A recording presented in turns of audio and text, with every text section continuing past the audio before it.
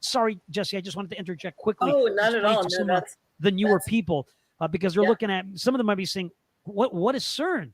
Because they're new, some of them. And again, some of the people here are unbelievable, and they're so informed. And God bless them for following you here and staying up to speed. So I thank them for coming. Please feel free to keep interjecting as well. You know, so please continue.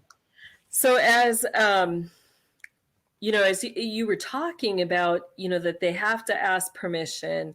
You know, everything has to happen according to God's will, his direct purpose. So, you know, Satan does have to go before the throne and ask God for permission for everything that he wants to do.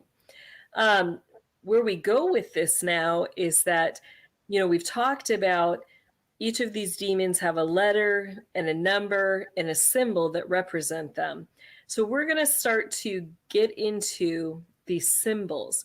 And someone has famously said, you know, symbols shall be their downfall.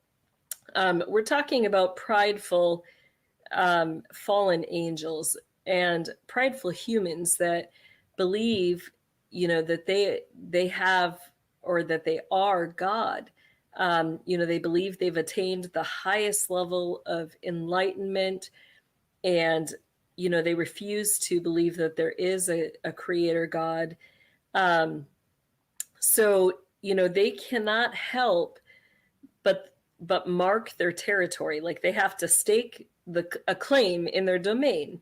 Mm-hmm. So how do we see this? You know, we see that they put up symbols. Those symbols could be, you know, flags. It could be, you know, symbols that represent a business or a government building, things like that.